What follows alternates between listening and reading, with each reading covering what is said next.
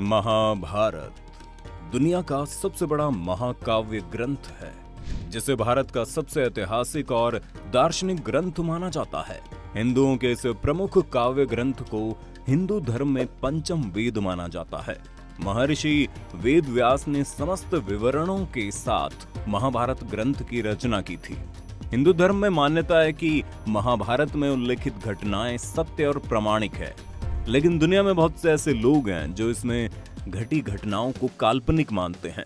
महाभारत सच है या झूठ, ये उलझन अक्सर लोगों के बीच में रहती है, लेकिन आज हम कुछ पुरातात्विक और वैज्ञानिक सबूतों के आधार पर साबित कर देंगे कि महाभारत सच है। तो चलिए फिर जान लेते हैं महाभारत से जुड़े उन सबूतों को। चलिए शुरू करते हैं।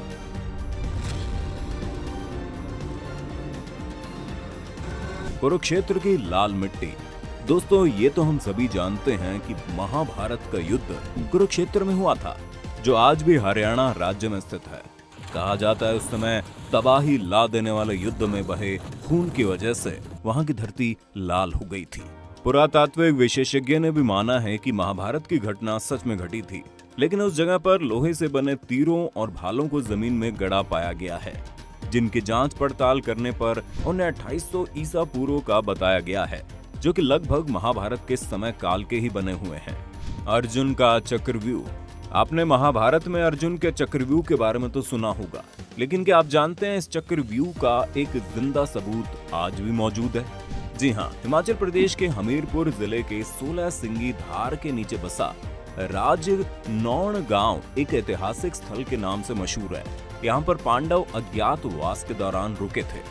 इसी समय अर्जुन ने यहाँ पर चक्रव्यूह का ज्ञान प्राप्त करके उसे पत्थर पर उकेरा था, जो आज भी वहाँ मौजूद है। इस चक्रव्यूह को ध्यान से देखा जाए तो उसमें अंदर जाने का रास्ता तो साफ दिखाई देता है, लेकिन बाहर जाने का रास्ता पता नहीं चलता।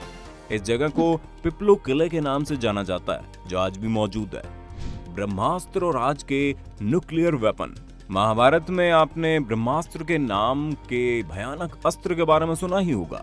यह अस्त्र धर्म और सत्य को बनाए रखने के लिए ब्रह्मा द्वारा बनाया गया एक बहुत ही विनाशकारी परमाणु हथियार था, जिसे केवल दूसरा ब्रह्मास्त्र ही रोक सकता था। अश्वत्थामा अपना ब्रह्मास्त्र चला चुका था ऋषिवर, और उसे काटने के लिए अर्जुन अपना ब्रह्मास्त्र चलाने पर विवश था। जो इसे छोड़ता है वही इसको वापस लेने की क्षमता भी रखता है। रामायण में भी लक्ष्मण ने जब मेघनाद पर ब्रह्मास्त्र से प्रहार करना चाहा, तो भगवान श्री राम ने लक्ष्मण को ये कहकर रोक दिया कि अभी इसका उपयोग करना सही नहीं है, क्योंकि इससे सारी लंका तबाह हो जाएगी और बेकसूरों की जान चली जाएगी। इस प्रकार ये अस्त्र रामायण और महाभारत के काल में किसी गिने चुने योद्धाओं के पास ही होता था। रामायण में ये अस्त्र लक्ष्मण के पास था और महाभारत में ये द्रोणाचार्य, अश्वत्थामा, कृष्ण, युधिष्ठिर, कर्ण और अर्जुन के पास था। यह अस्त्र पूरी दुनिया को तबाह करने की ताकत रखता है। माना जाता है ये अचूक और ब्रह्मांकर होता था। अब आप सोच रहे होंगे मैं ये क्यों बता रहा हूँ। असल में इसकी प्रामाणिकता तब सामने आई जब अमेरिका ने जे रॉबर्ट ओपेनहाइमर को परमाणु बम बनाने को दिया। उस दौरान रॉबर्ट ने महाभारत काल के ब्रह्मास्त्र की संघारक क्षमता पर शोध किया। 1939 से 1945 के बीच अमेरिका के वैज्ञानिकों की एक टीम ने इस पर काम करना शुरू किया और 16 जुलाई 1945 को इसका पहला परीक्षण किया गया। और धमाके का परिणाम कुछ वैसा ही था जैसा पौराणिक ग्रंथों में ब्रह्मास्त्र के बारे में बताया गया था। इस परीक्षण के बाद वैज्ञानिकों ने भी माना कि इस तरह का अस्त्र महाभारत में इस्तेमाल किया गया था। इस बम के सफल परीक्षण करने के बाद रॉबर्ट गीता का श्लोक पढ़ते हुए रोने भी लगे थे, जिन्होंने आज के परमाणु बम का आविष्कार किया। और वैज्ञानिक खुद इस बात को मानते हैं कि महाभारत हुआ और हमारे देश के कुछ धर्म विरोधी लोग हमारे इस महान इतिहास और धर्म युद्ध को एक कहानी मात्र मानते हैं। भगवान श्री कृष्ण की द्वारका नगरी। भगवान श्री कृष्ण द्वारका के राजा थे और महाभारत में इस बात की जानकारी मिलती है कि ये नगरी जलमग्न हो गई थी, यानी पूरा नगर ही पानी में समा गया था। लेकिन आपको जानकर हैरानी होगी कि पुरातत्व विभाग को गुजरात के पास समुद्र के नीचे एक पुराना शहर मिला है और इसके प्रमाणों से पता चलता है कि वही द्वारका नगरी है जिसका उल्लेख महाभारत में किया गया है। तो आपको क्या लगता है, क्या ये वाकई में श्री कृष्ण की ही द्वारका नगरी है या महज एक अफवाह? कमेंट करके हमें जरूर बताइए। केदारनाथ और पशुपतिनाथ मंदिर। पौराणिक कथा के अनुसार जब महाभारत के युद्ध में पांडवों द्वारा अपने रिश्तेदारों का रक्त बहाया गया, तब भगवान शिव उनसे बेहद क्रोधित हो गए थे। ऐसे में श्री कृष्ण के कहने पर सभी पांडव भगवान शिव से माफी मांगने के लिए निकल पड़े। गुप्त काशी में पांडवों को देखकर भगवान शिव वहां से विलुप्त होकर एक अन्य स्थान पर चले गए। आज इस स्थान को केदारनाथ के नाम से जाना जाता है।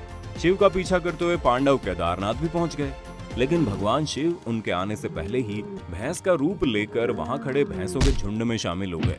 पांडवों ने महादेव को पहचान तो लिया, लेकिन भगवान शिव भैंस के रूप में ही भूमि में समाने लगे। इसी पर भीम ने अपनी ताकत के बल पर भैंस रूपी महादेव को गर्दन से पकड़कर धरती में समाने से रोक दिया। तब भगवान शिव को अपने असल रूप में आना ही पड़ा और फिर उन्होंने पांडवों को क्षमादान दे दिया। लेकिन भगवान शिव का मुख तो बाहर था, लेकिन उनका देह केदारनाथ पहुंच गया था। बता दें कि इसके बाद जहां उनका देह पहुंचा वो स्थान केदारनाथ और उनके मुख वाला स्थान पशुपतिनाथ के नाम से प्रसिद्ध हुआ। ये दोनों मंदिर आज भी वहीं मौजूद है, और अगर ये मंदिर हैं तो फिर महाभारत भी हुआ था। लाक्षागृह। महाभारत काल में लाक्षागृह की भी महत्वपूर्ण भूमिका मानी गई है, क्योंकि कौरवों ने पांडवों के लिए लाक्षागृह बनवाया था, जिसमें उन्हें जलाने की साजिश रची गई थी। लेकिन सुरंग के माध्यम से पांडव निकलकर बाहर आ गए थे। कहते हैं कि आज भी ये सुरंग उत्तर प्रदेश के बरनावा नामक स्थान पर मौजूद है। महारथी कर्ण का अंग राज्य। कुंती के सबसे बड़े बेटे दानवीर कर्ण अंग देश के राजा थे, जो उनको दुर्योधन द्वारा उपहार स्वरूप भेंट किया गया था। उस समय का अंग देश आज उत्तर प्रदेश के गोंडा जिले के नाम से जाना जाता है। साथ ही जरासंध द्वारा अपने राज्य के कुछ हिस्सों को कर्ण को दिए जाने की बात भी कही जाती है, जो आज बिहार के मुंगेर और भागलपुर जिले के नाम से जाने जाते हैं। इन स्थानों में कितनी सच्चाई है, इसका अंदाजा आप इसी बात से लगा सकते हैं कि इन राज्यों का स्थान आज भी वही है जहां कल था, और इन्हें चाहकर भी बदला नहीं जा सकता है। गीता। ना किसी के मरने का शोक करो, ना किसी के साथ नाता टूटने का दुख मानो। वैसे भी मेरी माया इतनी प्रबल है अर्जुन, कि जिन्हें तू समझता है कि तेरी मृत्यु के बाद शोक करेंगे, सारा जीवन रोते रहेंगे, वो भी असत्य है। मित्र 4 दिन रोता है, भाई 10 दिन रोता है, पत्नी उससे अधिक रोती है, माता सबसे अधिक समय तक रोती है, परंतु सबके आंसू धीरे धीरे सूख जाते हैं और उन आंखों में फिर से नए नए सपनों की रोशनी चमकने लगती है। हिंदू धर्म में प्रमुख ग्रंथ के तौर पर भगवत गीता को देखा जाता है। आपने अगर कभी गीता पढ़ी होगी तो आप ये बात अच्छी तरह से जानते होंगे कि गीता के वचन कोई सामान्य व्यक्ति नहीं लिख सकता है। ये बात तो सभी जानते हैं कि गीता के वचनों को श्री कृष्ण ने महाभारत में अर्जुन को सुनाया था, और अर्जुन थे तो फिर भी पांडव, और पांडव थे तो फिर महाभारत भी हुआ था। दोस्तों, वैज्ञानिक खुद इस बात को मानते हैं कि महाभारत हुआ, और हमारे देश के कुछ धर्म विरोधी लोग हमारे इस महान इतिहास और धर्म ग्रंथ को एक कहानी मात्र मानते हैं।